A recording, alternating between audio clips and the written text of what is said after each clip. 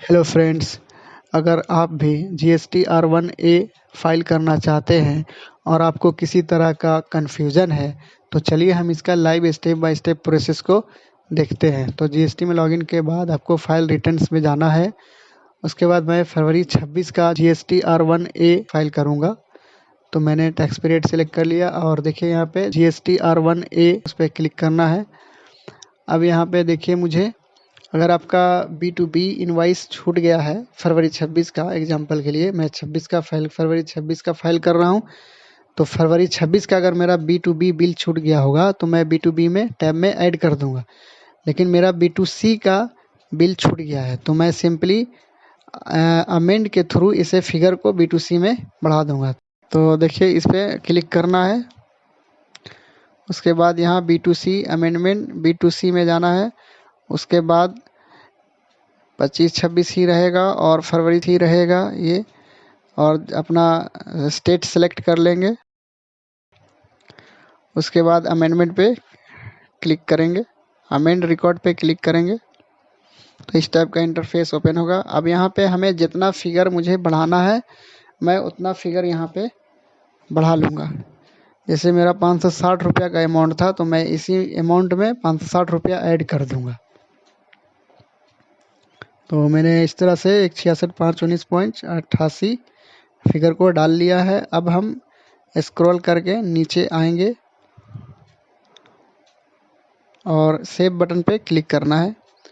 तो देखिए मैंने B2C अमेंड कर दिया है, फिगर 560 रुपया मैंने बढ़ा दिया है। अगर B2B होता दोस्तों तो हमें B2B वाला टैब में जाके ऐड करना होता।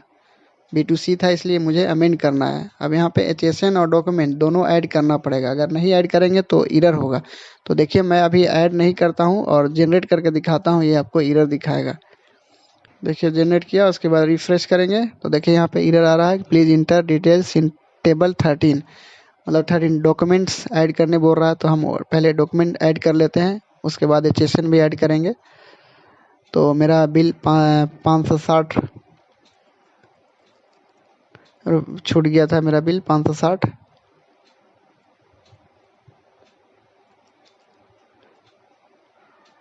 इस तरह से मैंने डॉक्यूमेंट्स भी ऐड कर लिया है। अब हम स्क्रॉल करके नीचे आएंगे और सेव बटन पे क्लिक करेंगे।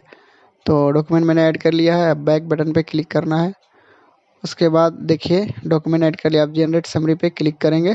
उसके बाद रिफ्रेश, देखिए यहाँ पे वार्निंग दे रहा है HSN wise B2C supply are not reported in table 12।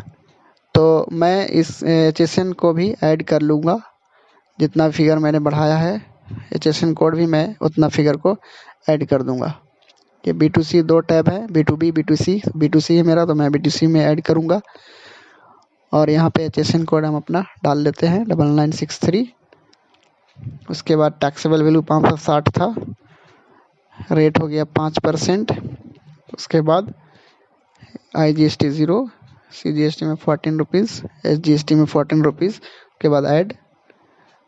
तो इस तरह से देखिए मैंने ऐड कर लिया है। सेव करेंगे और बैक बटन पे क्लिक करना है, फिर ये हमने एक ऐड कर लिया है।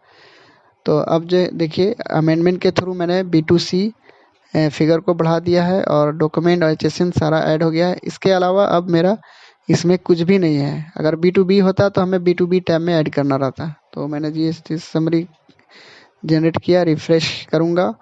उसके बाद प्रोसीड टू फाइल, सारा करने के बाद हमें प्रोसीड टू फाइल पे क्लिक करना होगा।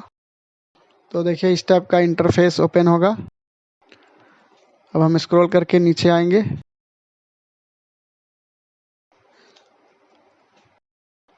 और यहाँ पे देखिए जितना फिगर मैंने बढ़ाया था उतना रुपया का डिफरेंस हो रहा है, 560 रुपया का।